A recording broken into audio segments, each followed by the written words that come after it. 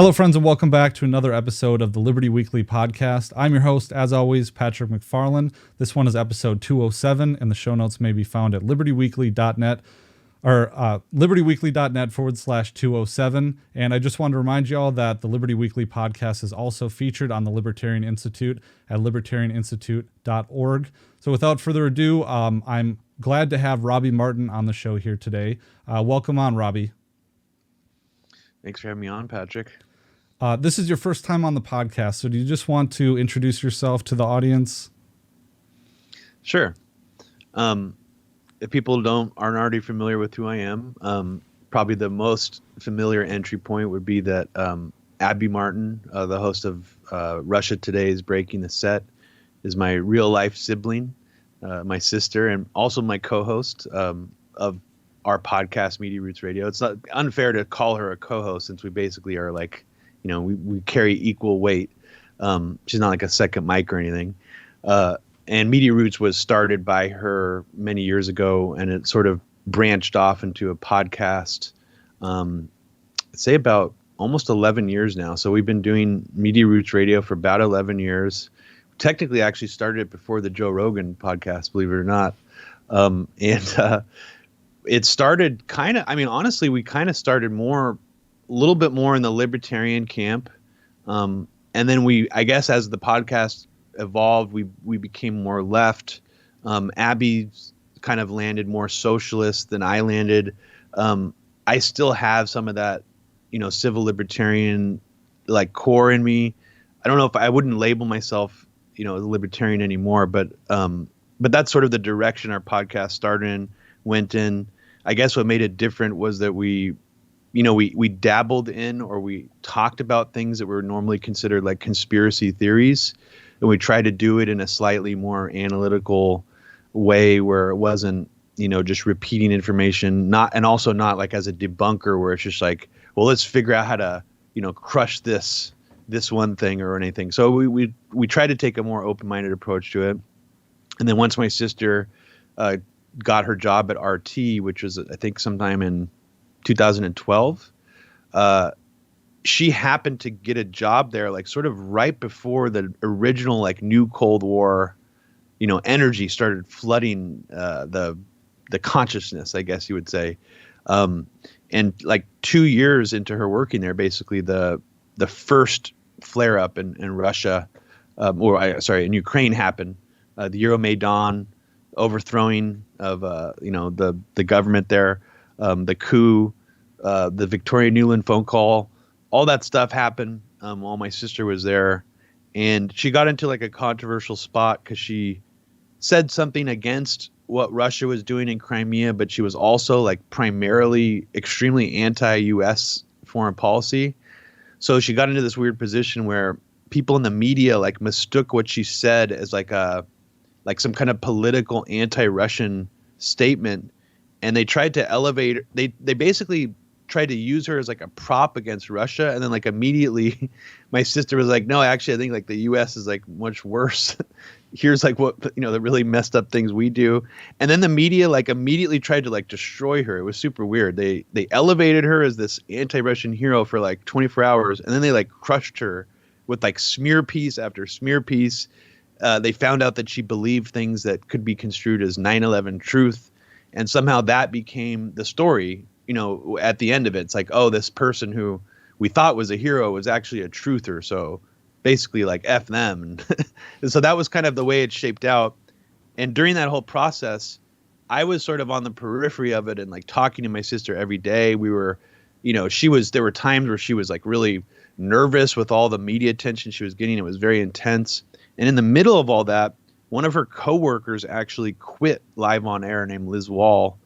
And we found out after the end of all this that basically Liz Wall was getting egged on by and like stage managed by this little neocon twerp who wrote for the Daily Beast named Jamie Kirchick. Some of your listeners maybe have heard of him. He was he actually, one of the first things he was known for was he was the one who released those Ron Paul newsletters that kind of hurt Ron Paul during his first not first presidential election, but I think it was, I want to say the 2012, can't remember which election it was, but Jamie Kirchick was involved in that.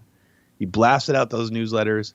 But to make a long story short, we looked into this guy. We were like, who is this guy? How did he like get involved with Liz Wall? And like one of the things I immediately discovered was that he was part of this thing called the Foreign Policy Initiative, which was literally like the reopening of the Project for the New American Century. So I would just like, wow, this is so crazy that like this, of all the people to like really try to take the knives out on you, it was this guy from basically PNAC Part 2.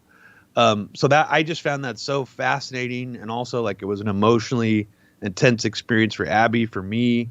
And so that's kind of what inspired the documentary film series that, I don't know if you already mentioned it, but A Very Heavy Agenda sort of came out of that experience, and was me trying to put all these pieces together and all this narrative together about how the Cold War 2.0, this between post-Soviet Russia and the United States, even happened in the first place. And that's sort of what that documentary film series was all about. And I mean, there's maybe Ukraine on Fire. I think it might be the only other documentary that's sort of about that. So like, I feel I'm very like satisfied with the fact that I was one of the only people to put out a documentary about that, but also like dismayed by the fact that it still was such an underground and not very prevalent like story, even in the American consciousness back then. Like a lot of that stuff seemed like it was happening under the radar, even though it was very intense and scary at the time. But now it's like this new situation with Ukraine is sort of, it's a whole different animal. It's sort of like the mainstream media is now going full firing on all cylinders, like everywhere about it. And that seems scarier. But I guess in a different sense, I remember feeling very sort of alone and scared in like a more of a place of isolation back when I was making that movie. Cause I was like, this seems really like we're on the brink of nuclear war right now, but like no one's talking about it. And that's really scary. The difference is everyone's like, wow, this is like, we could be in nuclear war soon. So now everybody's sort of talking about this. So I don't know if that's a good thing, but at least it's like, it's, there's some solidarity with that horrifying dread, I guess you could say. Yeah. And I watched A Very Heavy Agenda Part 2 because you put it out for free on YouTube, I think, just with everything that's been going on. And, aside from, all the great content that's in there, the only thing I could think of was, oh my God, this must have taken like 40 or 50 or 60 hours to put together, just with all the clips, like having been there myself, Mm-hmm. But no, I think it's very prophetic in the way that you weave everything together, because things were intense. I mean, especially with all those clips of Victoria Nuland in there, and we can kind of get to that too. But yeah, I mean, I discovered your and Abby's podcast a few months ago, I think, and I'm a little late to the game because you've been around for a long time, but I really do enjoy that.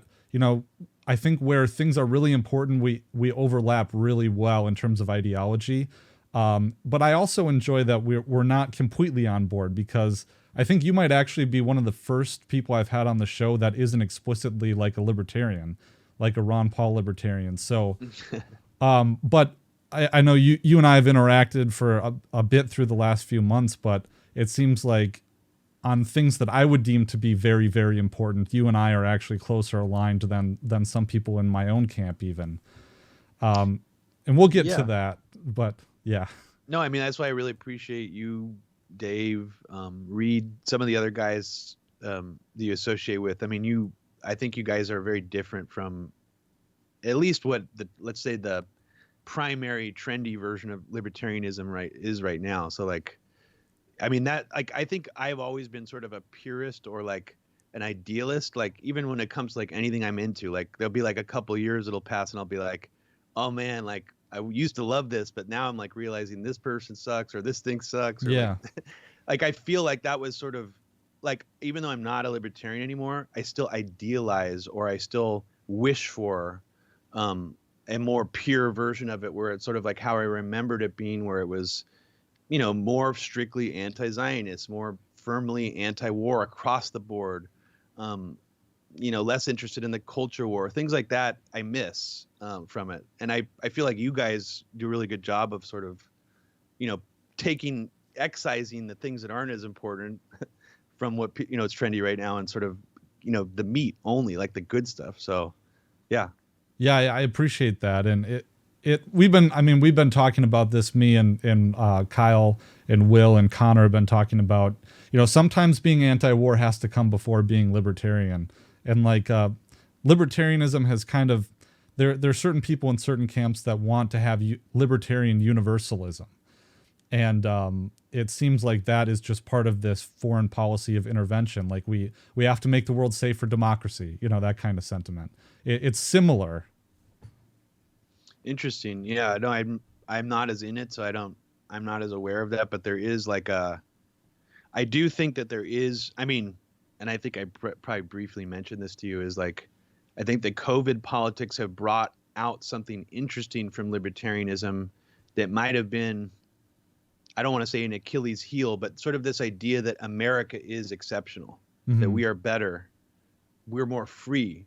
On one hand, it is important to value the civil liberties we still have, obviously, and hold on to those with dear life. But like this idea that we are more free than other countries, and that's why it's sort of like, I think it could lead to that paradigm. And I think I've already seen, I've seen some people sort of going in that direction with the Canada thing, where it's sort of like, I have to remind people, it's like America's still pretty goddamn messed up too. Like right. we have the Patriot Act, we have all these things. Like, don't forget those. So that's kind of what I see. But I mean, there's worse. There's definitely like worse things going on. But yeah, I don't know if that was in line with what you were bringing up, or if I just kind of just went off on a no. I think that's exactly it. And I did want to discuss this with you. Just this idea that in what kind of happened, and there's a lot of people that I like and respect a great deal who have kind of taken this, but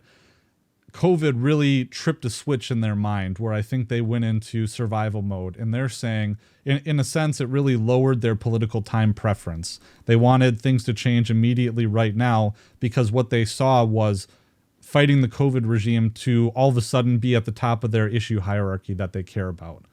And I think that it leads to embracing of these right-wing populists that I've been talking about on the show, specifically with Connor Freeman. People like Ron DeSantis, people like Marjorie Taylor Greene, people like Matt Gaetz and Josh Hawley, and all these people that, some of them might be good on COVID superficially, or they might be good on the new Cold War, except it's always, oh, well, we can't fight Putin because we have to save everything for China. And China's the great evil, and we got to counter China and fund the military for that kind of stuff. So that's the thing that I've been trying to bring up to people.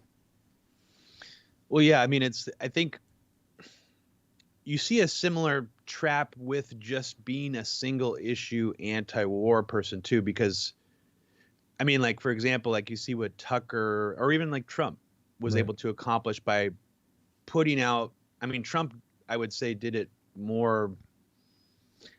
Let's just say they put out boilerplate anti-war statements, and because people are so hungry for that, it's enough.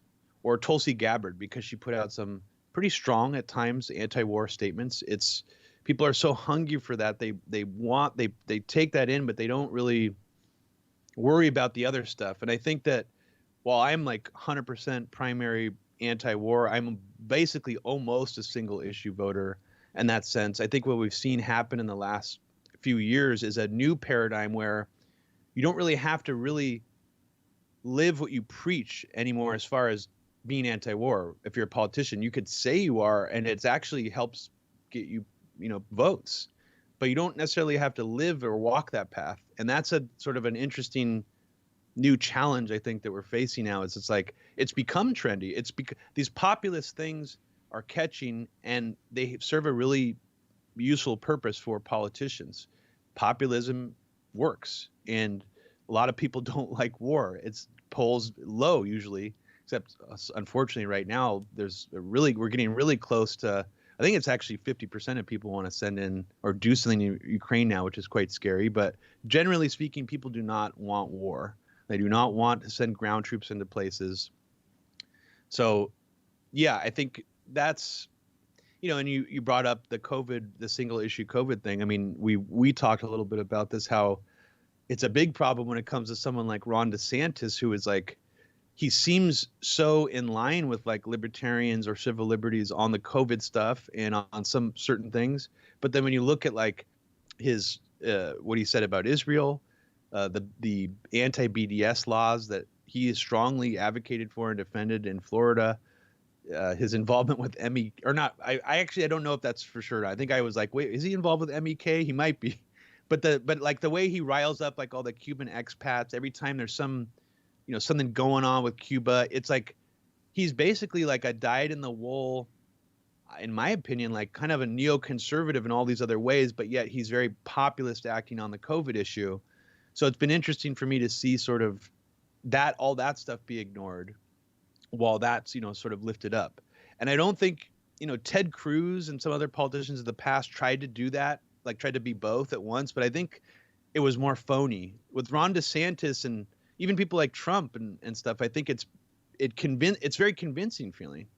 Like, even when I hear Marjorie Taylor Greene talk, I could, even though I think she's dumb and crazy, I could see how people would resonate with what she's saying, because it's like she's going more hard and, being more unfiltered than like a typical non-populist acting politician. So it does have like a certain flavor to it. I can understand people taste really good to them. Like they like that.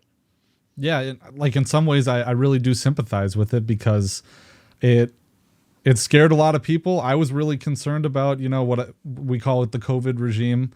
But it did, on this podcast, I've talked a lot about it and I've decried it.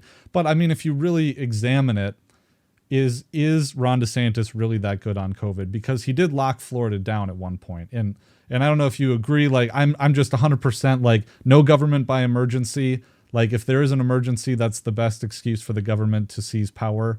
And so for me, it's not forgivable that he would even do it in the first place. And I don't care about the consequences, really. That's just where I'm coming from. I don't know how other libertarians feel about that, but like was it South or North Dakota never locked down?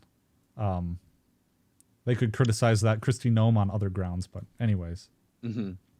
Yeah, I mean, that's the thing with someone like Ron DeSantis. I think it's pretty obvious that he's putting his finger into the wind and deciding what to do based on the polling or political climate. I mean, that's, to me, one of the most dead giveaway about these people. It's like, well, where were they when it wasn't, when it wasn't trendy?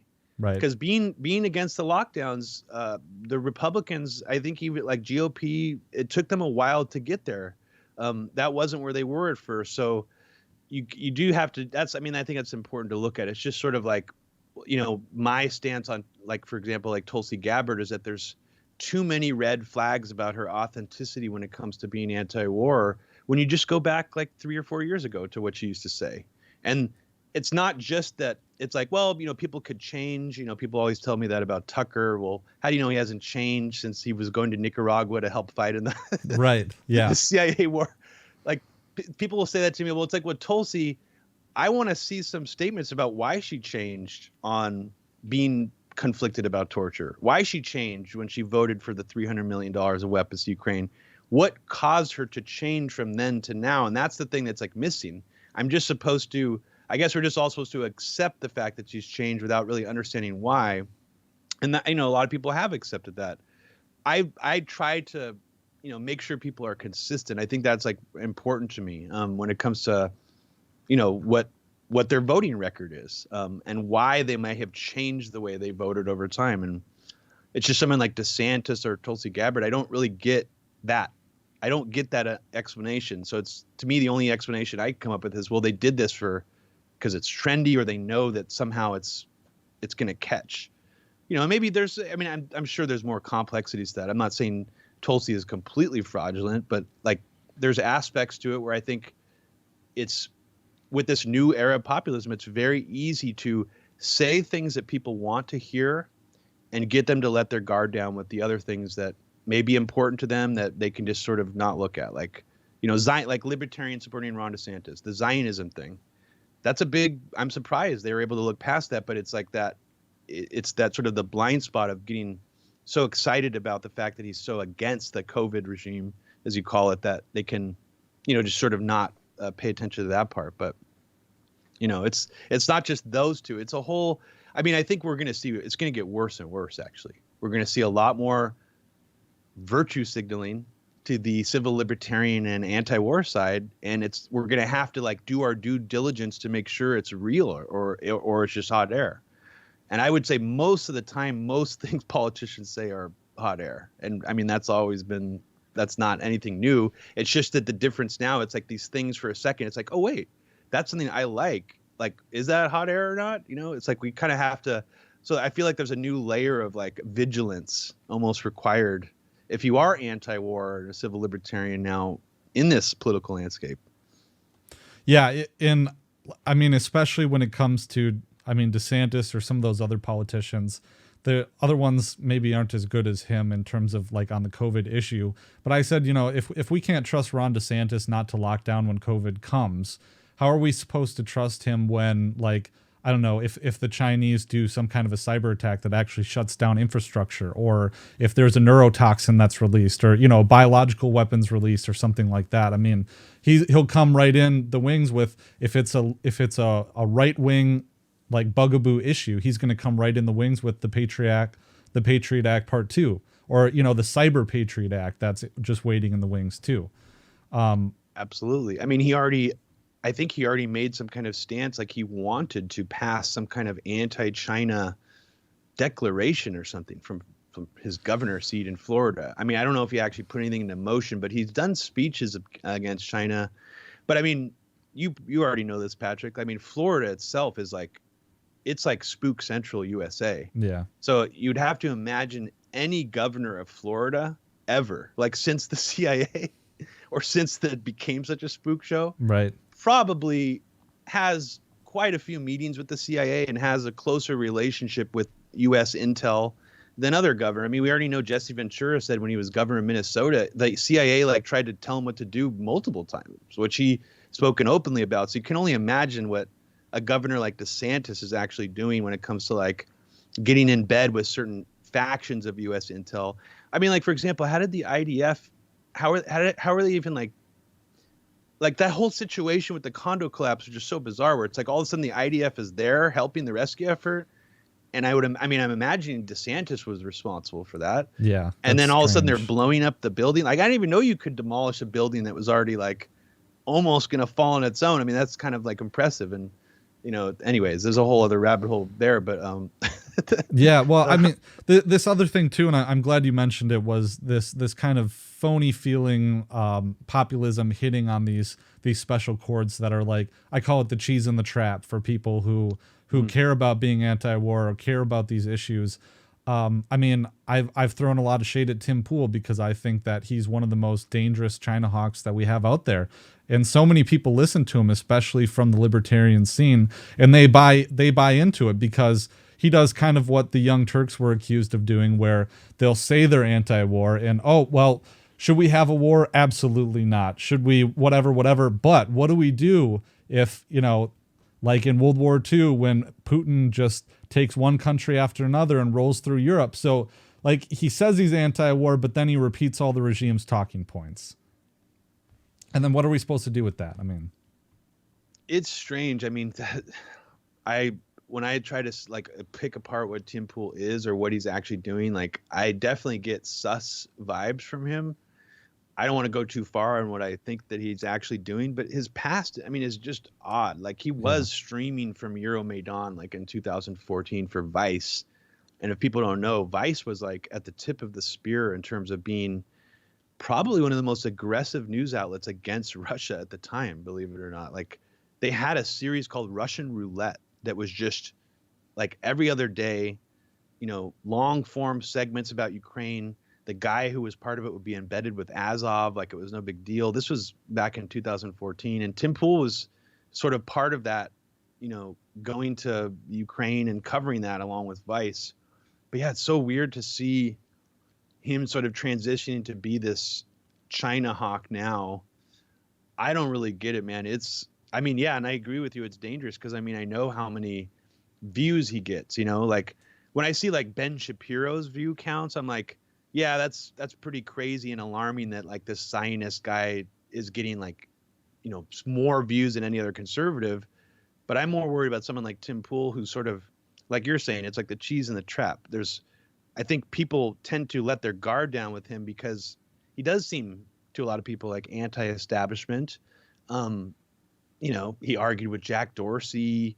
on Joe Rogan. There's all these things about him that I think gives him this amount of cred that people, I don't know, yeah, they just let their guard down. And I also think that it probably helps that he sort of took like that sort of, he got involved in like the Antifa protests. He sort of aligned himself, against Antifa and became sort of this pariah among the left.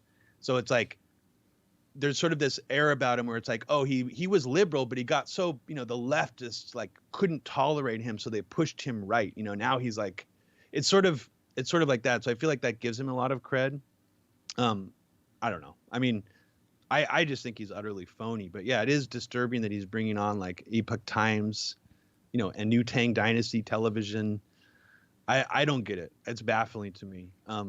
But I agree with you that it's dangerous that has such an enormous influence. I mean, any of these people who are perceived as being anti-establishment who are putting out things like that, to me, it's dangerous. I mean, even what Joe Rogan's program has turned into it's alarming to me. It's like I've at times I've been like, yeah, I don't like all those, intellectual dark web people Joe Rogan is having on, but it's gotten weird, honestly, over the last year. CIA agents, Josh Rogan, people who are just straight up neocons, the McMaster. I mean, it's a strange cast of characters coming on his show now, and it just doesn't. I can't characterize it as being anti-establishment anymore. So, but it sort of becomes this black and white thing where it's like, well, Joe Rogan versus the mainstream media, or the establishment versus Joe Rogan. It's like, well, I mean, I kind of look at it like the oligarchs, the elites in this world, in this country too.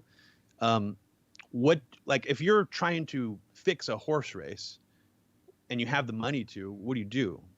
Well, you probably bet on all the horses if you can, right? So that's like kind of the philosophy I see all this stuff in. It's like the oligarchs, there would be no reason, or the elites, to be just like only working one of the political factions in the country. And that's sort of the way that it appears to people right now. A lot of people buy into this idea that it's sort of like the Democratic, the liberal elites versus like the patriots, or the people who care about, the rights in this country. But I mean, just like always, like it's a lot of that stuff I think has been co-opted by other oligarchs, or maybe even the same ones, like, I mean, who knows, man? But yeah, I think about it maybe too much. I mean, but then you get into this whole, and I know you were talking about the trucker protests in one of your episodes too. I just get, I don't know, suspicious of like Dr. Malone and Peter McCullough when they come on Rogan. And then, I mean, it just seems like it's some kind of like, and I don't want to be someone who's always like crying wolf or like thinking that everything is co-opted, but it just, I've had a weird feeling about that stuff. And I think you kind of feel the same. I hope that I'm not wrong in that. No, you're definitely not wrong in that. I mean, I will just say that there does seem to be libertarian bait being projected out in that whole arena with Malone, McCullough, the Great Barrington Declaration, obviously a lot of libertarians involved in that. And I think it makes it very attractive. Now, I guess being, more on the left for so long, that one of the things I noticed immediately was, like this whole idea of like Medicare for all or free healthcare that the left, was really trumpeting at the beginning of the pandemic. That you don't hear any of these doctors, like you don't even hear like, one out of like these 8 doctors or whatever that are going around saying like, yeah, maybe we should, subsidize some of this stuff. So I mean, that was like immediately kind of just like a red flag to me. Like, well, obviously there's some, coalescing of these doctors because they're trying to get the libertarians, the civil libertarians, attracted to this movement. And there's a lot of attractive things in the Great Barrington Declaration and things like that. Now, going back to what you said about Tim Pool, one of the things one of my first red flags about the Great Barrington thing was that a bunch of the people involved in it initially wrote another declaration where they falsely claimed that the entire lockdown model comes directly from China. So their narrative, like some of the people in the Great Barrington were originally saying that like all these COVID responses we've seen globally, that's not those individual governments triggering their own, procedures. It's China. It's China's influence. Right. And China basically has their heavy hand on all this and got all these other countries around the globe to do this. And that honestly, you would have asked me that 2 years ago. I might have actually bought into that a little bit and been like, I honestly don't know. Like, I don't know enough about this.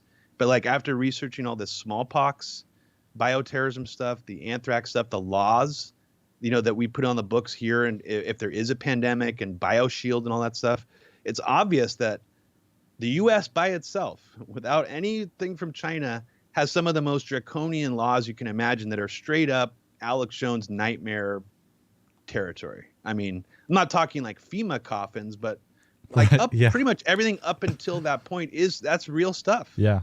The National Guard can come in and force you to stay home and even force you to get vaccinated. I mean, there's these laws exist in this country that have nothing to do with China. So, immediately when I saw that, I'm like, that's sketchy that would sort of be baked into this philosophy of the Great Barrington Group. But I think more back to your question about Malone. I mean, I think what was immediately just obvious to me about him is like, he is basically like as much in the biodefense industry as you can get.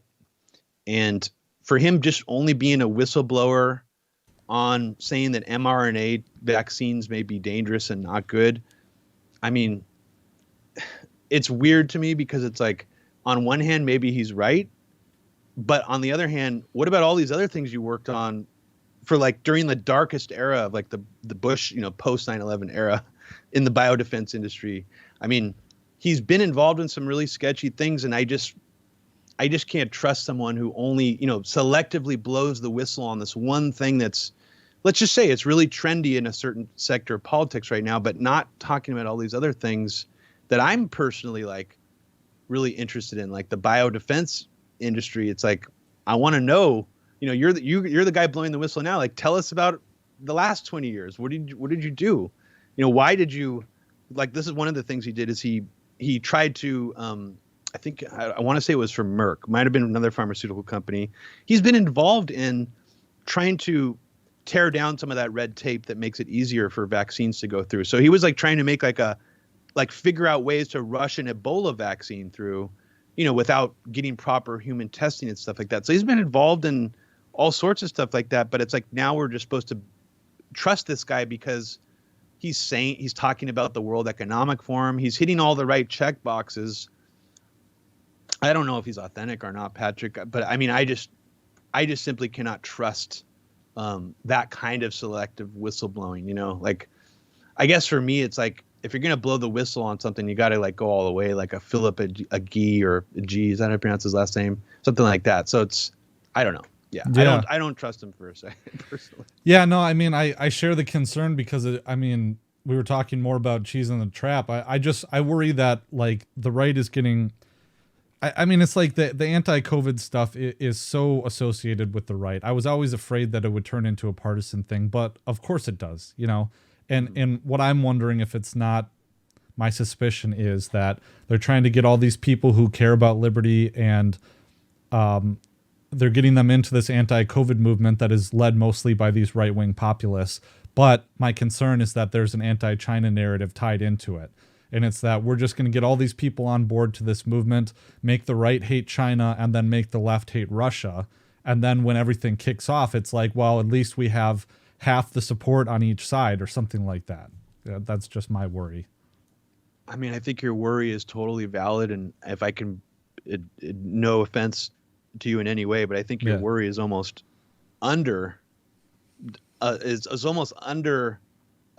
lower than it should be in terms of that, because today the New York Times just put out an article saying the GOP is now trying to figure out a way to pivot back to being Russia hawks and sort of erase their defense of Russia during the Trump era. And I think that that's a very scary sign, and it's a very predictable sign. It's what you're saying is like, if the left hates China and the right hates the left hates Russia and the right hates China, that's bad enough, right? Right. But what happens when we go back to the thing that we've pretty much always had, which is a relatively bipartisan foreign policy consensus? Right. That's the norm in this country. And I think we've actually had a reprieve from it kind of during the Trump era, not necessarily because he was anti-war, but just because things got so hyper partisan.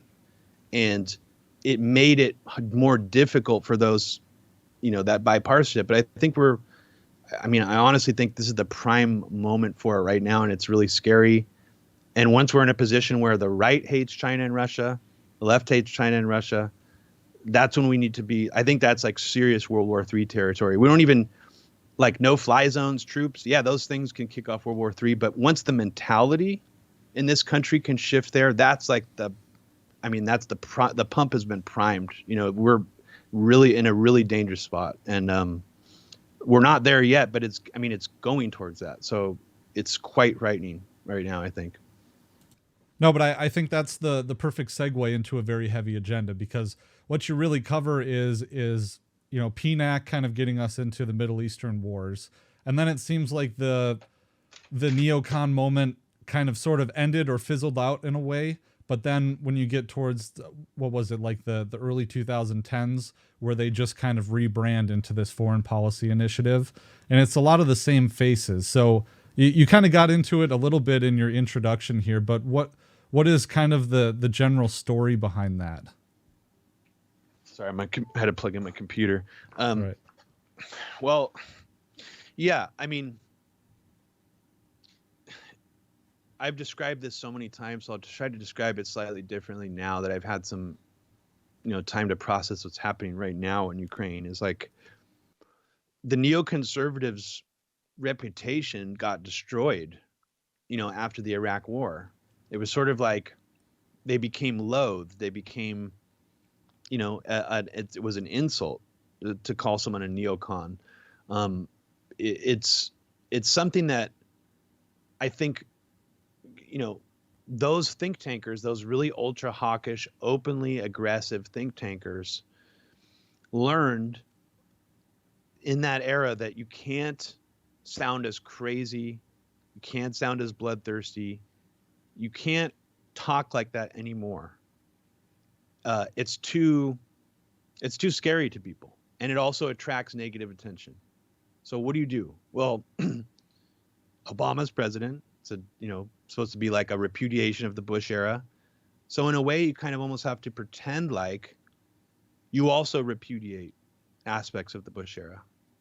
And that's what the people who co-founded PNAC did. Robert Kagan will sit there and say that the Iraq War was a mistake, or that major blunders were made. The intelligence was a mistake. We made huge mistakes, I think that is simply a rebranding exercise, because they know that they need to say that to still seem like sane, moral, rational, reasonable people. I think at heart, neocons like Robert Kagan and Bill Kristol could not give a shit how much carnage was caused. They never gave a shit about if WMDs were there or not. Clearly, they never cared. All that stuff is just smoke and mirrors. So I think they learned very early on at the beginning of the Obama administration that, and I think this was the moment, honestly, Patrick. It was like, well, we want to still do regime change in Iran, right? But what if we, instead of saying we need to like preemptively attack Iran, we just create pathways, to do that. And I think that at the beginning of the Obama administration, you saw a neoconservative split where some of the neocons didn't learn from that rhetorical shift. And some of them sort of stayed in that more hawkish right-wing posturing, where it actually became the minority of neocons around 2007 who were still saying we need to do a preemptive strike on Iran to do regime change. And people like Bill Kristol and Robert Kagan, they stopped saying that in public. And they sort of tried to, I think, sort of liberalize themselves to make themselves compatible with the Obama era. And it worked. It worked so well that Obama, his first day on the job, I think maybe his first week on the job, he was photographed carrying around Robert Kagan's book, The World America Made. And, people remember, it's like when we go back to the beginning of Obama, all that like superfluous, like, what's he reading? What's he doing? What's kind of color suit is he wearing? A lot of people remember that tan suit and the fact that he was reading the Team of Rivals book about Lincoln, but no, I don't think very many people remembered or realized that he was also reading one of his primary influences going into the presidency was a book by basically one of those hardcore neocons in the country. And by that time, Robert Kagan had sort of rebranded himself as this, I don't know how you put it, this sort of long view neocon who acted like, we're this benevolent superpower that we don't want to be.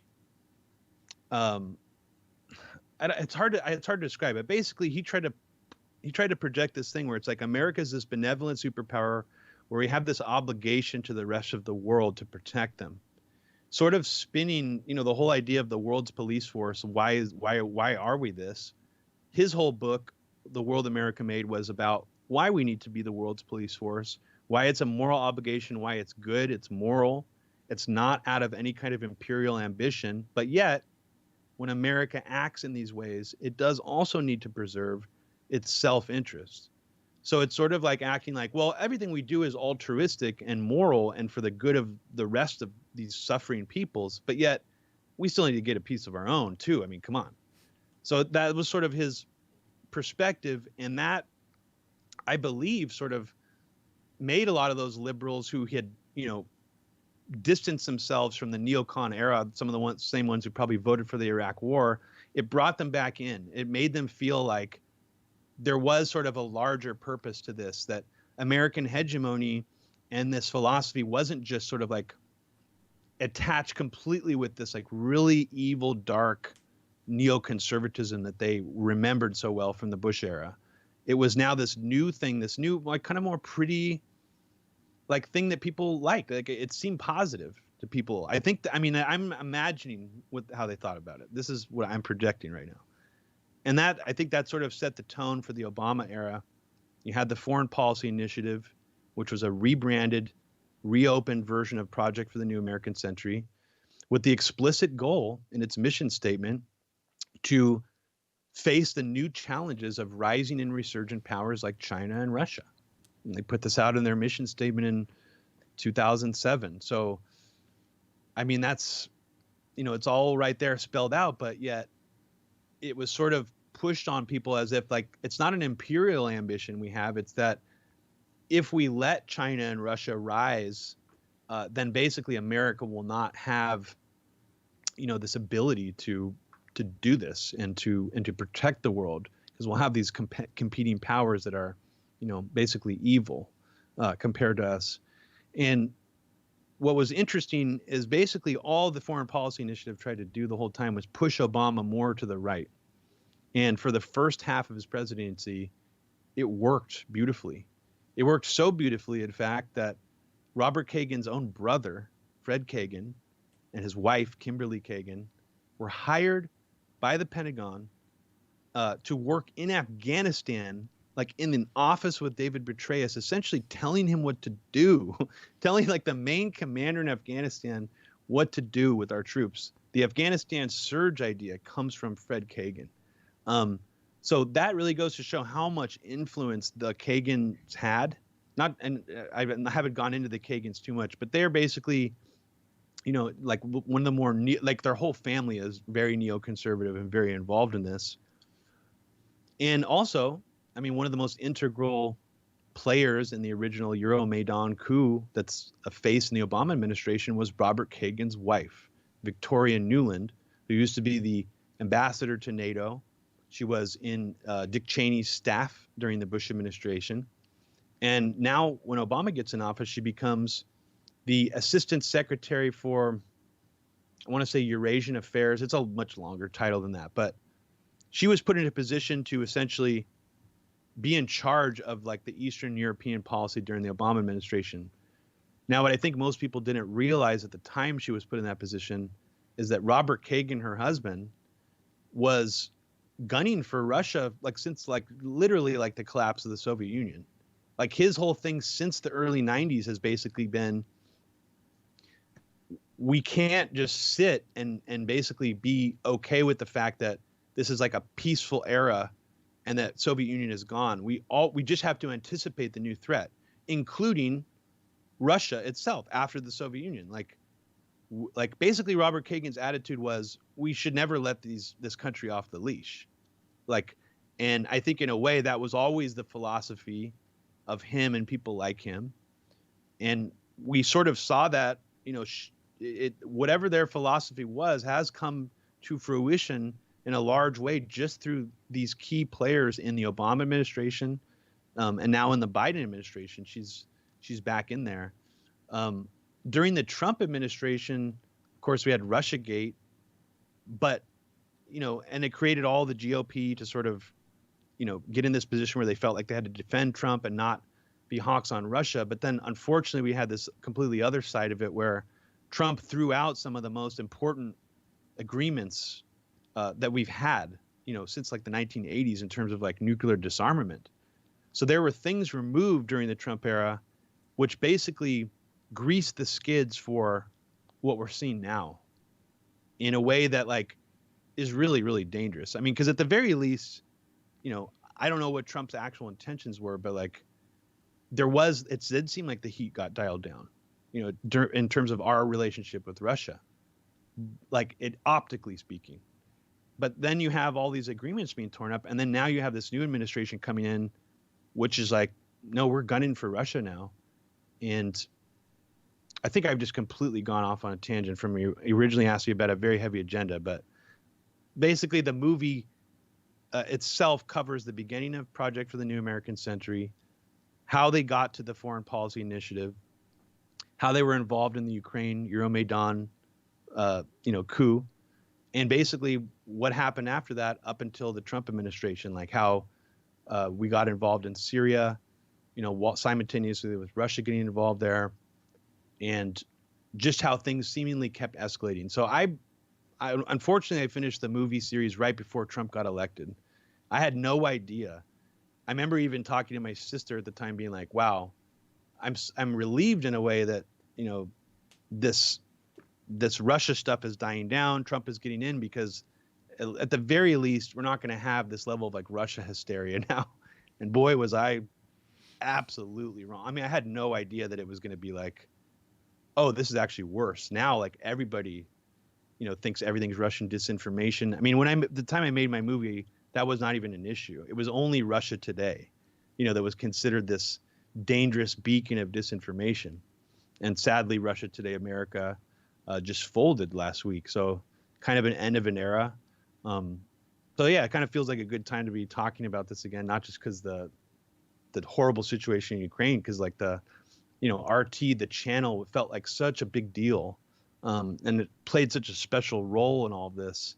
And yeah, it's sad. It's like an end of an era. I don't know where we'd be politically without it. I think it really did sort of give things that you and I care about a boost in the public dialogue.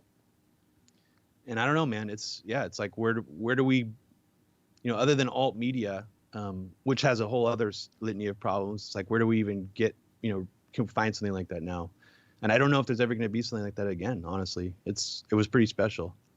Hey everybody, welcome to the portion of the show where I tell you how you can help support this content. I want to make a big announcement that I am changing the way that I am doing bonus content for the Liberty Weekly podcast, and I'm changing everything over to Substack because Substack, to my knowledge, hasn't been censoring or deleting people, and it's a lot more conducive to what I aspire to be, which is someone who writes content just as much as I do podcasting.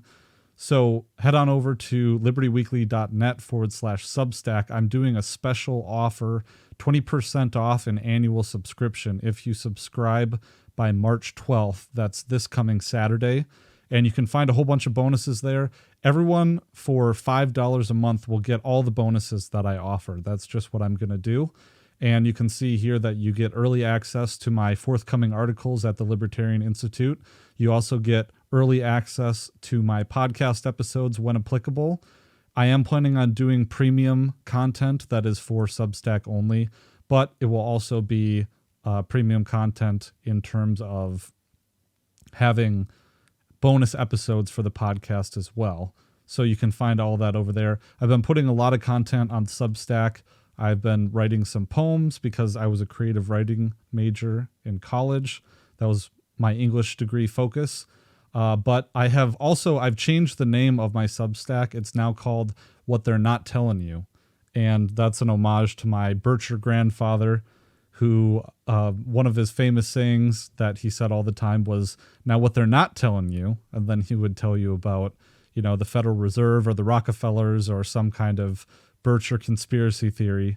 So if you go on over to libertyweekly.net/Substack and you sign up, you will get that special offer through Saturday, which is 20% off an annual subscription.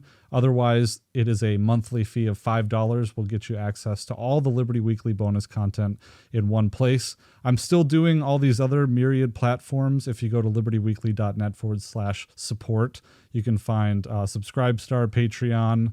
I take LBC for bonus videos on Odyssey and Rokfin as well. But instead of just shouting all those things and making you really make it hard to decide for you guys, if you want to help support this podcast, I'm just going to plug one thing, and that's Substack. So head on over there. Really excited for what we have in store, and also really excited to be putting out more content for the Libertarian Institute. So thank you guys so much. I really do appreciate you guys watching my content. If you don't have any money to spare to help support this independent work, share the show, tell people about it, share it on social media. All that good stuff really does help so much. So thanks, everybody. The thing that really hit me when I was watching your documentary was just thinking, first of all, it was really unsettling because of the sound beds that you laid. Mm-hmm. And so I'm sitting there, my wife and kids were out of town this weekend, and I'm watching it in the dark at like 2 a.m. and like it was intense, dude. No, but I know what you mean. Like, things with RT being gone, but the whole history of all this really, I just can't believe that it wasn't bigger on my radar in the past. I mean, I've only been doing this for like 5 years, but it just seems like watching everything unfold in your documentary really made it seem like this should be like the most important issue that we're focusing on right now, our Russia, U.S.-Russian relations. And then it seems like, I mean, everyone was focused on Trump, but then everything going on in the Middle East, like even in the anti-war movement, it just seems like that was the thing to focus on because, I mean, you had flare-ups in Syria with Russia and then the no-fly zone thing. And I forgot to mention the Vice in 2014, a few months after Euromaidan was pushing the white helmets in the no-fly zone in Syria. Mm-hmm. But yeah, I mean, now things just seem really, really dire. And it's like, man, we just went through 2 years of COVID, and now like all this shit is happening, and I'm just tired, man. I don't know about you. I am too. I mean, I feel like I'm in a heightened state. I guess like I still feel very like activated since this Ukraine stuff happened. So I don't know if tired is how I feel, but I am exhausted and I'd say overwhelmed maybe. Yeah. There's a feeling that is more accurate for me. And like, honestly, like I've never done this, man. Like I'm almost embarrassed to say this, but like, I'm afraid to turn on the TV news right now. And even like, it's almost like I know it's going to be like, I know it's going to be bad. I know it's going to be scary. And usually I'm like in there. I'm like, yeah, I got to see how dark this is. Right. Yeah. Right now I'm like, I need to pace myself. Like I actually like need to titrate and back off because it's like hurting my mental health. Like, I mean, like this situation is really intense. Yeah. Even social media, man, it's a nightmare. Like people what did I see yesterday? I saw somebody who is pretty like Antifa, like an Antifa, not saying those people have like consistent principles typically, but they were straight up saying, yeah, we get it. When you show us a Nazi symbol of a local cop or a local politician, that's really helpful. But it's not helping right now to show Nazi symbols of these Ukrainian soldiers. And we need to like not do that because it's like emboldening Russia and all this stuff. And I'm just thinking like, so basically the idea of being anti-fascist goes out the window if there's something, I don't know. I mean, it just blew my mind. And I'm just thinking like, oh, I was actually kind of hoping I was hoping that there'd be like at least like one Antifa expert online who's like have encyclopedic knowledge of all these Nazi symbols to give us like an amazing thread breakdown of like every single symbol. You know, they do that with you look at these Proud Boy tattoos breakdown, and it's sometimes like beautifully done. It's like there's a so-and-so symbol. I'm like, oh wow, that's crazy. Like that they found all these things. Where's all that now? I don't know. It's depressing. And but it is like really shocking too how in your face all this stuff is. It's like, are they almost trying to troll us? You know, that sounds really conspiratorial, but it's like, why is NATO and all these like official accounts posting images day after day of people having Nazi symbols? I mean, can they not find like more people without Nazi symbols? What's going on? Like, like really? I mean, that's like, I think honestly, before this happened, I was even unaware of the magnitude of how bad it was. I knew there was a neo-Nazi problem. I knew about Azov. I knew that Zelensky, was trying to placate these neo-Nazi groups and such, but this is a whole, seems like they're all, I mean, honestly, it just seems like maybe it's gotten worse in Ukraine, like since then. I don't know, but it's, how does Getty Images and all these official Western outlets not have someone in their office being like, hey, that's a Nazi symbol. Don't run that picture. Yeah, right. Jeez. Yeah. And I mean, once you get like, Amazon selling Azov Battalion t-shirts and stuff like that, it's just, I can't believe it. I really just can't. And I mean, the only way that I think I am believing it is just the craziness of the last 2 years, and I think having like, I even found myself, I tweeted this out, but I found myself falling for some things, just seeing something in the feed, kind of falling for it for a few seconds, even though I was the one who did entire episodes on World War I propaganda and like, babies on bayonets and like the mutilated nurse and like the German corpse factories and all that kind of stuff. And it's just, it's a whole different... Turning people into soap, was that the accusation? Yeah. Or we would take all the German soldiers and they would bundle them up in huge like bales with barbed wire and then put them on a train, which would go to like, I don't know, Hamburg or something like that. And they just melt the bodies down. Jesus Christ. So, but, and I wanted to make sure we touched on this before we got going here.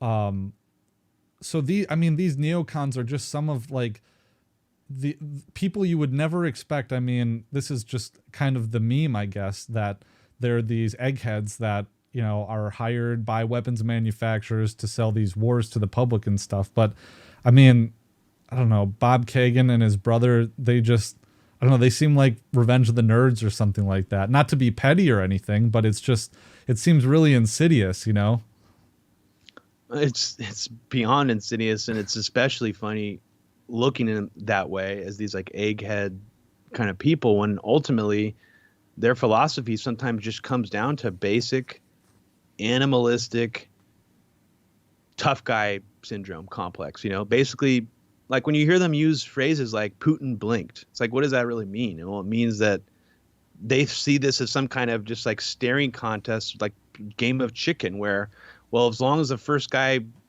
chickens out, then I won. Basically, it's like, that's the level in which they think at. And it's like, juxtapose that with their nerdiness. And it's kind of just like, wow, that's really crazy that they're, that they think in such apocalyptic, heavy terms. But that's how they think. And I mean, it's weird. Like, I've gone back and forth for years on this idea of, are these people true believers? How much, to what extent are they true believers in what they're saying? I think there's an element of true core belief, but I'd say most of what they're saying is like Machiavellian, basically marketing. And that's what's so weird about it is, part of me has been like, well, are these people basically just functionaries to help weapons sales? On some level, yeah, for sure they are. On the other hand, are they, how much do they actually believe in the philosophy they're espousing? I think some of them definitely do, to an extent. But then the other level of it is people like Robert Kagan literally work for the U.S. Information Agency. He cut his teeth doing literal government propaganda, like for the Contra War. He even was working with Oliver North's slush fund, the illegal slush fund that he had set up. See, part of me has to wonder, are any of these people, I mean, this is going to maybe sound crazy to some people, but are any of these people just straight up intel assets or sheep dipped like academics who are actually, who have been somehow intelligence agents or assets for the whole time, who play this role seemingly outside of government, or like they're just in the private sector and they're just these academic philosophers. Sometimes I wonder if like there's some of them that actually are just straight up US intel agents. I mean, it sounds quite conspiratorial to say that, but it's like the way that they behave and the way that what they do and the way that they act. I mean, it kind of does. It's almost more powerful than some of the old school US information agency tactics, just straight up putting out propaganda, having people that seem like true believers going out there and pushing this philosophy, I think is very, very effective. And I don't know, man. I mean, I get all sorts of paranoid thinking about it, but like, there's definitely, I mean, there's no doubt about it that some of these neocons were as CIA as it gets. People like Elliot Abrams, or people like, geez, I don't even. There's so many over the years, but like people like Paul Wolfowitz or James Woolsey, for example. I mean, he's the former director of the CIA, so there is crossover there. But I don't know, man. I mean, I think that some of them could definitely be just straight up pathologically lying, knowing exactly what they're doing and serving a very specific purpose for a very specific end goal, one that might even be completely hidden to us. But then on the other hand, there are some times where it's like you get a lot out of hearing these neocons talk, because it does seem like they're sometimes more candid than they should be, or they say things that are like quite shocking at times. Like you get a glimpse of maybe like an insight into how these people really actually think. And, I think that's part of the reason that making a very heavy agenda wasn't like a total slog, is I would wait for these little gems or moments of like, oh, wow, that's Fred Kagan on the radio on 912 saying he wants to send U.S. troops into Palestine to clean it out, to regime change Palestine as a response to 9/11. I mean, like that's one of the, I mean, out of all the things I found in the movie, that was like one of the only things that I found exclusively that like no one else had heard before. And I hope on some level that colleagues of Fred Kagan's, anyone who's worked around him, who's looked him up on the internet, will come across that clip and be like, wow, this guy is nuts. Yeah, like Jesus. I consider myself a hawk, but I've added as crazy that he wanted to send in troops to Palestine. Like that's dark. Well, and so did you watch Scott Horton's debate with Bill Kristol? I didn't watch the entire thing, but I watched most of it. Yeah. What's your takeaway from that? Because it really just seems like that's kind of I don't know if you want to call it a Wizard of Oz man behind the curtain moment, but it seems like, and I think Scott would say that Bill definitely did not look up Scott, didn't watch any of his speeches or debates or anything like that, just kind of walked into it blind.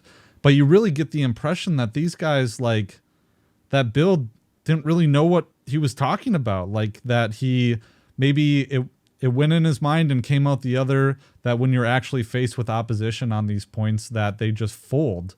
Or that, I mean, Bill couldn't even remember what he had written himself. I mean, he published so many screeds on so many different topics that he probably just doesn't keep track of it. But or he's just a liar. Like, I mean, I've seen him play that card before and be like, I don't remember saying that. Caught in lie. Yeah. Yeah. Maybe that. I know that, but you mentioned. But you're probably right too. Yeah. I mean, he probably doesn't give a shit at the same time. Yeah. I mean, who's Scott Horton to Bill Kristol? Like. Yeah. Yeah. It was weird watching that, because I thought one of the most interesting things was from the debate actually was this position that Bill Kristol took, almost kind of like a self-pity. Like there was a couple moments in the debate where he's like, well, I believe in like America's, role to help, other countries. And, I if you don't believe that, I happen to believe that, like I happen to believe that we have this moral obligation. Kind of like, I don't know. I don't know how to describe it, but that struck me, because it's almost kind of like maybe in that moment, he just didn't realize that he's so out of his element. That's like, no, dude, only people in your bubble buy that bullshit. Right. Like people outside of that bubble, you can't claim a moral reason for wanting to send weapons to Ukraine. It just doesn't add up to normal people. You really have to be in like an ivory tower, like DC think tank to be that crazy, I think. I mean, that's what I think, but yeah. Well, I think that at one point Bill was kind of like, well, I don't think it's fair to bring me up here and just, my opponent is assuming that I'm acting nefariously with bad intentions, and I don't think that's fair for a debate. And I mean, I don't think Scott was being like that. I think Scott was just bludgeoning him with fact after fact and thing after thing that it really came off that way because it's the truth of the matter. I mean, how could anyone sitting there listening to it assume that he is acting in good intentions? And I don't think that it was Scott who was inferring that he wasn't necessarily, but yeah, I mean, the other thing is, and I've kind of seen this in the practice of law, it seems like there's certain people out there who believe that they are just on a different playing field and like no one else really understands the pressure that I'm under. And in some ways I'm kind of sympathetic to this because take for instance, like, I don't know, like a defense attorney who is handling murders or like 5th degree sexual assault, or sexual assault cases, 1st degree, whatever. They can't sit there and grapple with the weight of what they're doing because if they did, they would freeze up. And I think that when you're in a position like these policymakers, and this is not at all excusing it, quite the opposite, in fact, but you feel like you're on a different playing field because you're grappling with issues that the common person just doesn't understand. And then that leads to something like, oh, well, you got to break a few eggs to make an omelet, something like that. So I think that's the most benign explanation, is that they get in this position where they really buy into this stuff. They think that, they have been called or somehow they're better or dealing on a different playing field. And that allows them to say things like that, Absolutely. 100%. Yeah. And I think there's a really interesting Robert Kagan quote, which is really revealing about his flippant way of looking at all this. And he said once that foreign policy is like hitting a baseball. You fail 80% of the time and you still go to the Hall of Fame. I mean, that's kind of says it right there. To him, yeah, there's an 80% margin for error. Basically, imagine what that really means in terms of war and carnage. I mean, that's basically mutilated human bodies, piled up, is what he's considering his margin of error. You succeed only 20% of the time. That's great. I mean, that's like the best you could hope for. It's sort of his, and to me, that's just amazingly revealing because that really just says it right there. It's like they don't have guilt like normal human beings who have empathy have. I really genuinely don't think they do. Yeah. I mean, so at the same time, what you're saying, I do have some sympathy for that position in the abstract. I think they're able to do partly what they're able to do because they are on some level sociopaths. Yeah. And they're able to take this extremely cold, long view of things to the point where, how you really have to wonder if there is any math involved. Like, let's say if Fred Kagan has sat down and been like, here's the calculus for what we need to do to stop Russia and Ukraine. How many deaths fits into their calculus until they get bothered by it? Right. If they're laying this all out in a math equation, at what point does that number bother them? And I honestly don't know. Like, that's the thing. It doesn't seem like there's any ceiling for that. And, it's like, it sounds crazy to say that, but that's who is that's who's influencing this policy. So it's like, wow. So there aren't even people who are mainly influencing this policy who have a clear threshold for what would be too much death and carnage for them to tolerate. Like, there is no ceiling, baby. It's just pedal to the metal for these people. So that's like, that's what it is. Well, there's two more topics I want to hit up. Do you have enough time? You think? Yeah. Okay. So, the other thing I wanted to talk about was Fred Kagan and Jordan Peterson.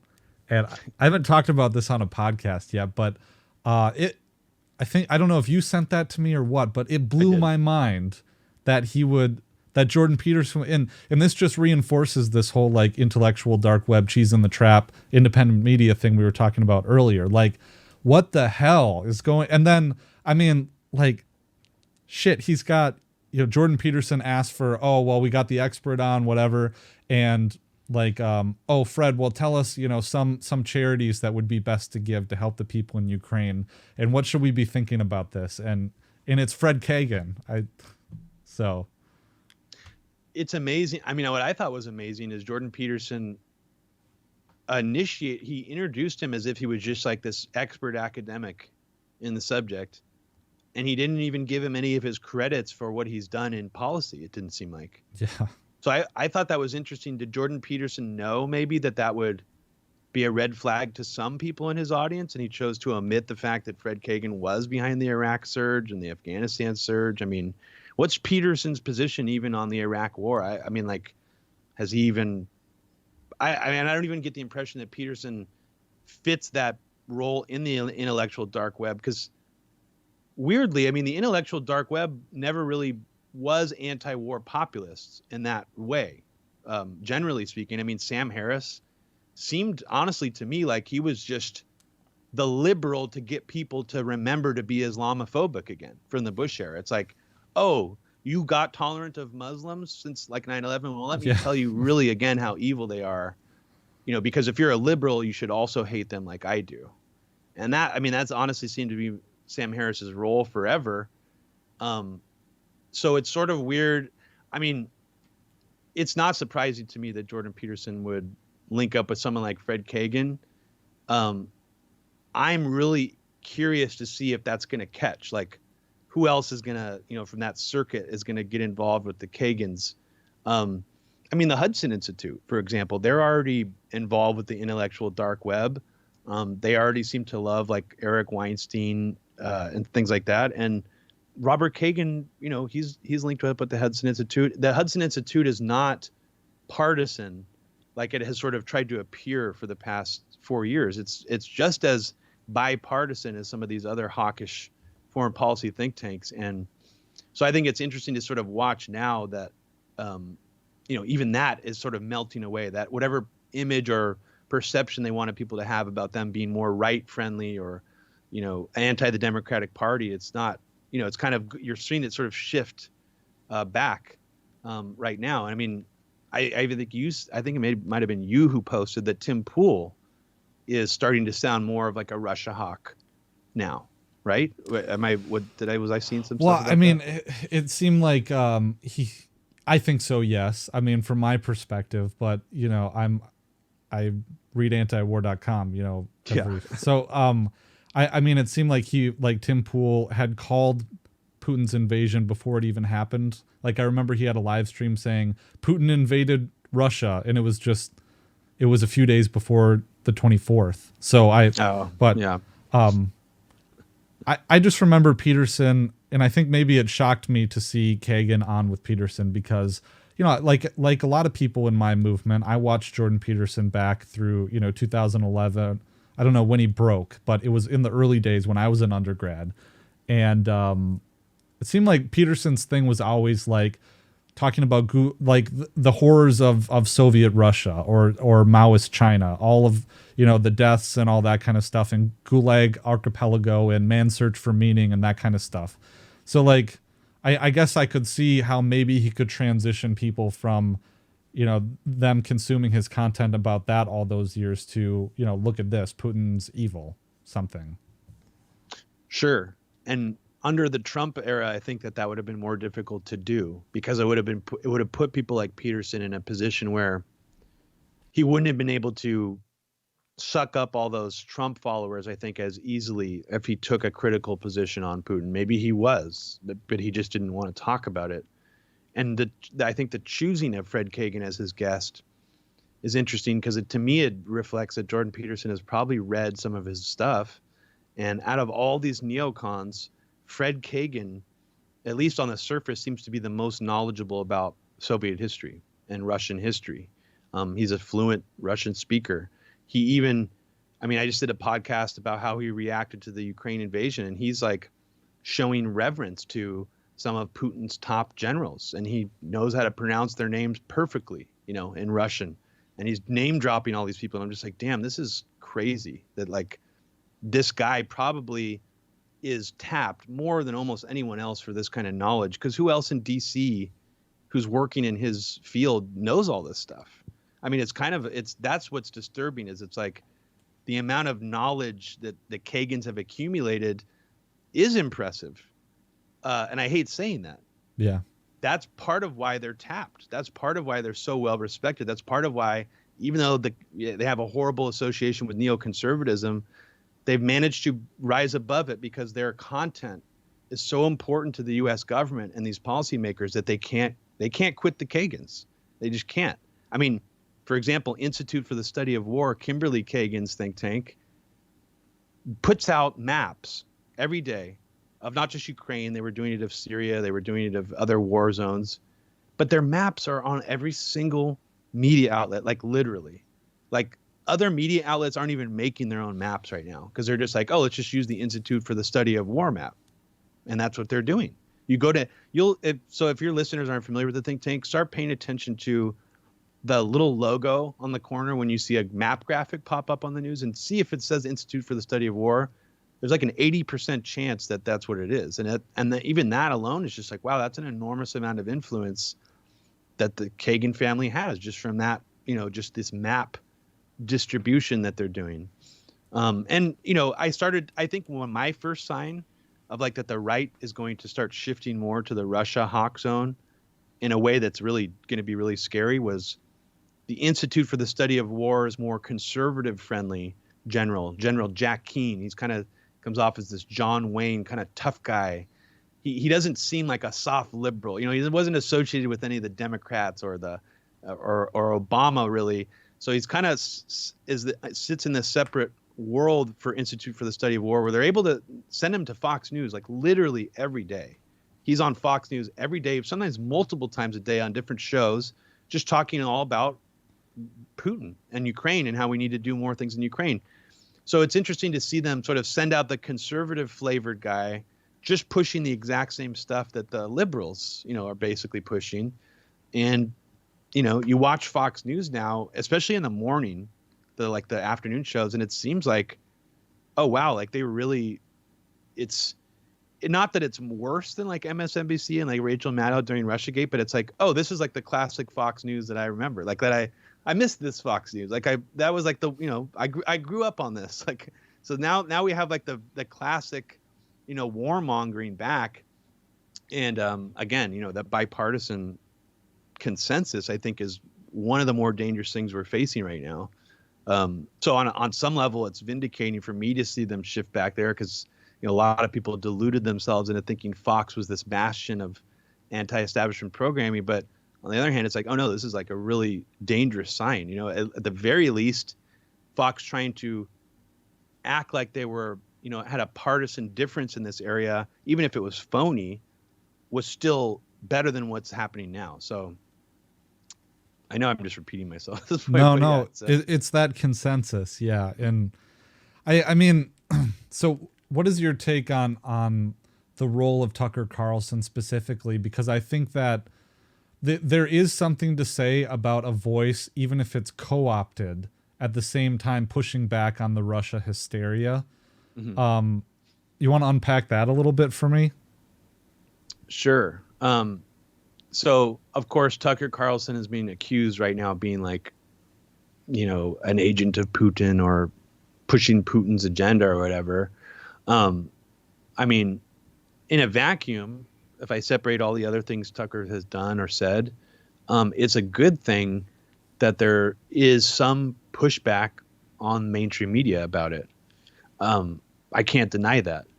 I think the problem for me comes in with when Tucker, it does seem like, and he used to do this more rhetorically in the past. What I found it very interesting is he would contrast, why are we going after Assad when we should be going after Maduro in Venezuela? Why are we going after Russia when we should be, why are we worrying about Ukraine when we should be worrying about Taiwan and China? Right. Those kind of things, are really concerning to me, because it's just basically like it's playing into whatever that divide is with the foreign policy rhetoric, where well, it's kind of like saying like this war is bad, but this war is good. This war is a smart war versus a dumb war. It's kind of almost reminds me of the Obama era, when the way that he talked about Iraq versus Afghanistan. It's like, why are we spending, that was kind of like Obama's campaign platform going in before he totally flipped on it, was like, why are we pouring so many resources into Iraq when we should be worrying about Afghanistan? So I always get worried when I hear that, because to me that's a setup. That's not really an anti-war position. But Tucker plays a very interesting role where, I don't know, I cannot say for sure what he's doing, but I think it is very interesting the way that he's sort of inched into what I would describe as sort of the parasocial scene on the left. And, I don't want to make this about specific personalities, because that's always going to get people bogged down and, oh, you don't like this person, or what's wrong with this person? I think it's more interesting to look at it from the perspective of the leftists and the people that Tucker has chosen to bring on, and how influential they are on the left anti-war scene. He's brought them on to entertain various anti-war and sometimes progressive or left positions. But what I've noticed as a result of it is he's booked or had guests in a certain sphere of influence on the left, to the point where I don't know if this is his intention or not, but I feel like he's in essence bought a sphere of influence on the left that is silent about criticizing anything that he does. And that to me is very noticeable. And I think you can almost deduce it down to the parasocial nature of a lot of these online lefties. They all know each other. A lot of them are social with each other. They don't want to offend someone who goes on Tucker Carlson. So I do notice like a weird hesitancy. But I mean, you probably also saw it with like people not willing to say anything with like Sagara and Jetty. Even after it was obvious that he was from the Hudson Institute, and he worked for the Institute for the Study of War, if people don't know that, where there's like a hesitancy, because it's like, oh, like some people I know get booked on that show, or, even maybe some people think maybe I can go on that show. It's so viral, it's so big. So there's a hesitancy to criticize it. You see this opening where it's like, well, Tucker is booking anti-war guests sometimes and bringing them on, so maybe I won't criticize him. And I think it creates some kind of cognitive dissonance. But I guess what I'm more worried about, Patrick, is, I mean, if I really boil it all down, the most worrisome thing about Tucker is that, I mean, he's kind of opened up the door a lot for like the China hawkishness, to an extent that I think he's done more in that area than almost any other single TV personality. So it's like, on one hand, he is allowing these anti-war messages sometimes about Ukraine and Syria, but it's like he's created all this framework, a foundation, very dangerous foundation, for this acceptance of being really anti-China within this world of anti-establishment thinking, or so-called anti-establishment thinking. And I mean, I think that's just really obviously dangerous, because it's like, I guess you could get into this belief system and think that like China and the globalists and all these people are like really the hidden hand or the deep state or whatever. And I think that is kind of, if I really think about it, that's kind of the paradigm that he's pushing. And in a weird way, Patrick, it resembles this sort of America is cucked. America has no agency. America is being controlled and manipulated by these forces. The patriots here are the ones who are trying to keep us good and moral. It's these, not just foreigners, but like these oligarchs and like globalists, these international oligarchs. And I think it kind of reminds me of the narrative that liberals are trying to push in a different way, which is the idea that we're under cyber attack constantly by these foreign adversaries. We can't protect ourselves. We need to lock down the internet from disinformation because it's too dangerous. It feels like there's a meeting point, I think, between those two mindsets that it's weird to me, because it's like, as someone who's always been anti-war and, somewhat of a 9/11 truther back in the day, it's always been like, America is the most dangerous. Like, I'm never going to stop believing that for as long as I live. I mean, nothing's going to change my mind on that. I just, even if America tries its best, absolute best, to rebrand as the shiny, squeaky clean moral arbiter, we've changed, we're no longer an empire, whatever, I'm not going to buy it. And I think that ultimately this rhetoric, you take it to its very endpoint, and ultimately where it goes is, we are still this moral arbiter that's up against these forces like China, these international oligarchs who are trying to manipulate us. When really, I think most people who know what's going on would admit that our problems here are domestic actors, domestic oligarchs. I mean, these corporations are international now, but it's like all these it's not TikTok we have to worry about. It's like the domestic Silicon Valley apparatus here that is like basically just an outcropping of the military-industrial complex. It always has been that. But then yet there are a lot of people who believe that our internet censorship model is as a result of China. And it's like, that's just not the way it evolved. I mean, like on some level, yeah, Google, helped China make a version of their search engine or whatever, but it's like, it's just, I don't even know what I'm saying, Patrick. I guess ultimately I think that if any rhetoric is going to lead you to a place of feeling like America is cucked and it has no agency, it's kind of a delusion. And I think ultimately that seems to be kind of the similar direction neocons want to shift us in now. Otherwise, you would even be saying, like, I feel like even Victoria Nuland's statements about what's happening in Ukraine right now have been surprisingly held back from what I would expect out of her. And I think that right now, at least, the goal for America in this stage of this war in Ukraine is to make it seem like we're the moral ones. We are standing in the face of like this Russian aggression. Like they had no reason to do this. We're the moral ones. We're just there to protect the Ukrainians. And I think that America is cucked narrative needs to play into that a little bit, because otherwise then it's like when we're not cucked, then we're like in like the, attack dog mode. Then we're going to like send in troops, then we actually have to do something. So I think it's helpful for us to stay in this position of like, we don't have agency. We're, we kind of just have to let Russia do this. We can only help the Ukrainians a little bit. And that's not me in any way saying that we should do anything more or even what we're doing now. That was very convoluted. Sorry, that was no.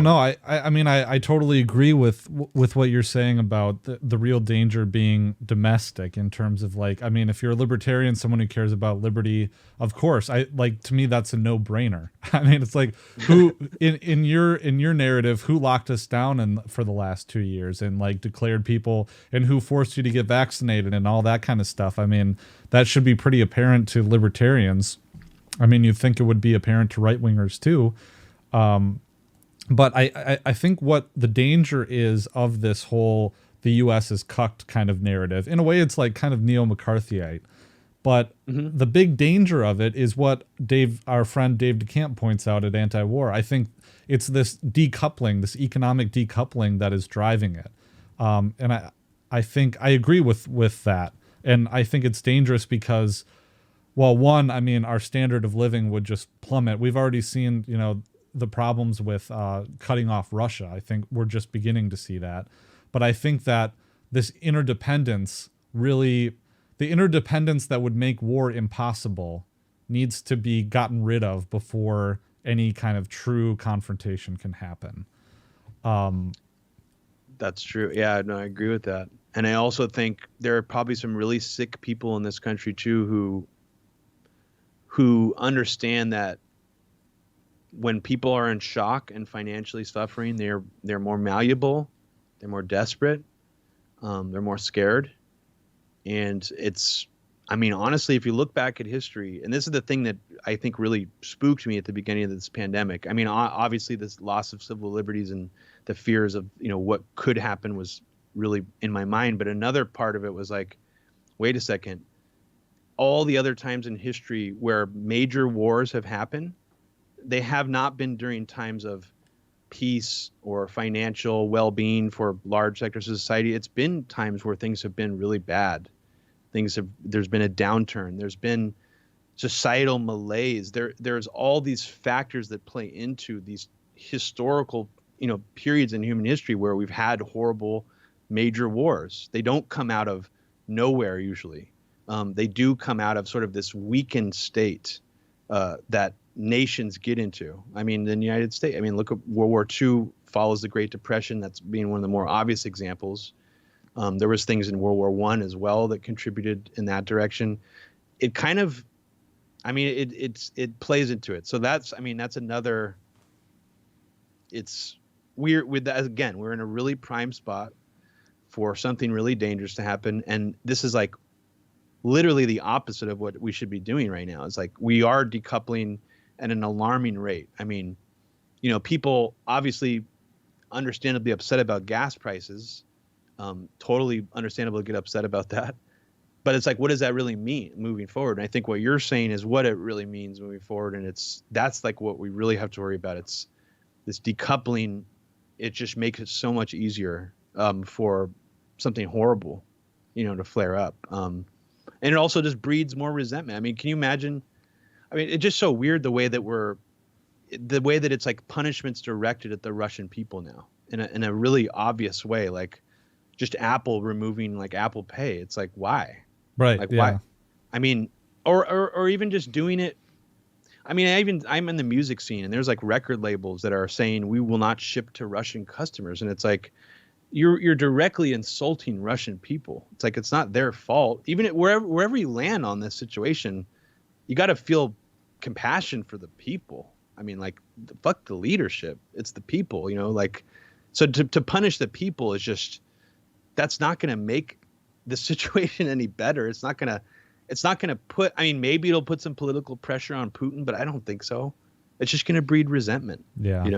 Well, and so, we've seen it in the past. I mean, it doesn't work. Like, I mean, you could talk about the Madeleine Albright moment, the 500,000 dead Iraqi children. Like, I don't, I mean, admittedly, my knowledge is not as great as some, but could the neoconservatives name one time when sanctions actually overthrew the government? I'm sure they pull a rabbit out of the hat and say something debatable.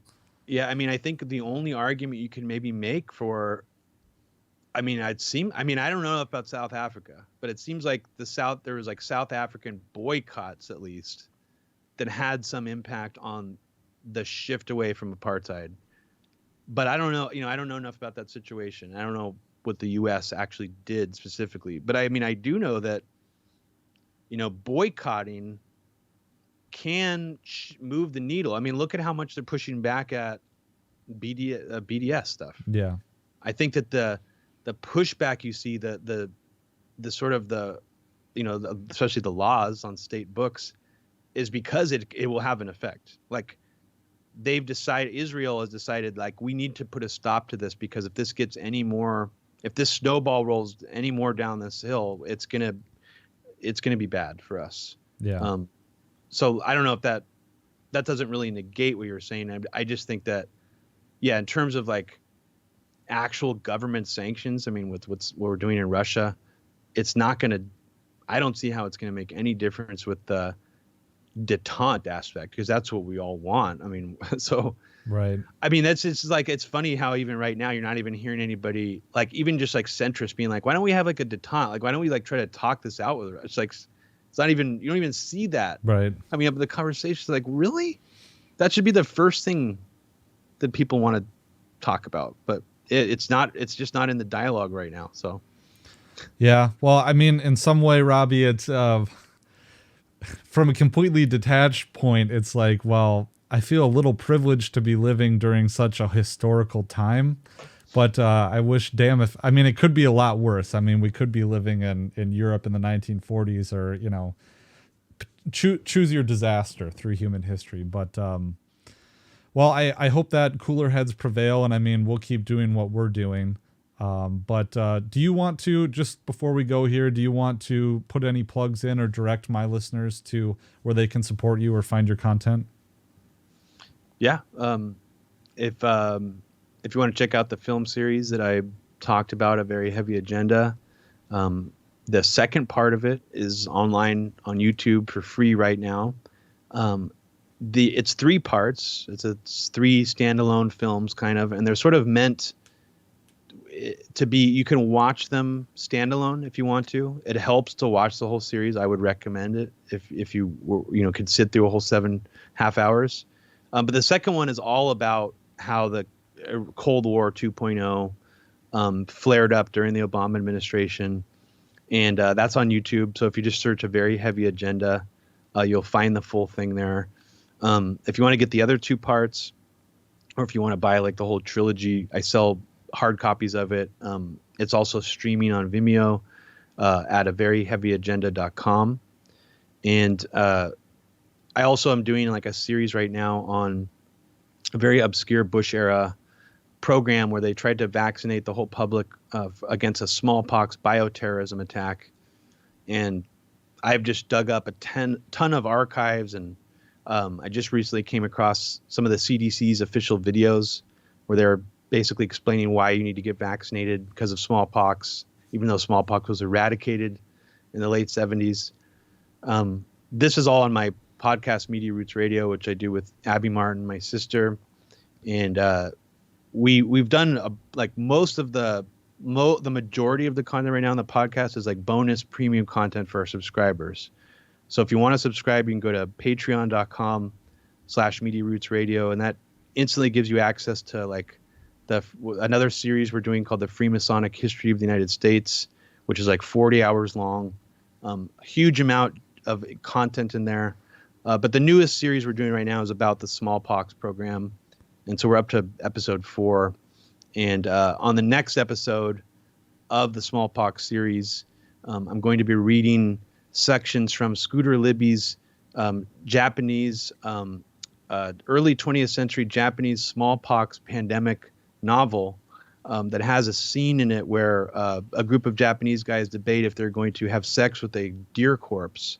And so I'm going to be reading sections from this rather bizarre, perverted novel that Scooter Libby wrote in that next episode, along with the how the smallpox thing plays into the Iraq War, how there were actually CIA agents sent into Iraq to try to find smallpox. This is like an official thing that the Bush administration claimed. They never found any, of course. So this is a weird story that I think really played into the calculus for how they got us into the Iraq War. But it's been totally memory hold. So people, if your listeners like those obscure sort of deep state stories, this is, definitely something that's like not really been covered before. So patreon.com/Media Roots. But you can also listen to most of our podcasts, for free on like iTunes or whatever other podcast platforms are out there. We do 4 a month right now. Yeah, man. And there's a whole lot that I still wanted to talk to you about, but unfortunately time constraints and stuff, but so we'll have to do it again. I know we wanted to talk about the biolab in Ukraine situation, but you discussed it in your last podcast, right? So very preliminary discussion about it. The next one I'm going to do about it's going to be way more detailed because Russia just officially said they found proof of that one of these labs at least was holding anthrax and plague. So yeah, there's a lot more to talk about. Yeah. Quite a weird situation. And Victoria Nuland, of course, confirmed at least that we want to protect these labs from getting into Russian hands. She didn't confirm that biological weapons were there, but she did make a strange admission that kind of changed. At least there are a lot of debunkers were trying to come out and say this is total BS. There's nothing to these labs. So Victoria Nuland actually squashed that yesterday, which was pretty amazing that it happened to be her to do it. I don't know, man. It's weird because like Russia like hates her. Like of all the people in the Biden administration, they have like a target on her. Yeah. So that was interesting to me to see her come out and validate that. Well, I just thought it was a whole Q thing because, people that I know who are into Q were saying, oh, well, this whole thing is all about the biolabs, So I automatically, like, in my head just kind of wrote it off. But now if Newland and this other stuff that I'm sure you're going to put in your podcast episode. So, well, I'm glad to get you on, Robbie. It's good to meet you and talk to you. And we'll do it again soon. Yeah, it was great. Thanks for having me on, Patrick, and keep up the good work. Thanks, buddy.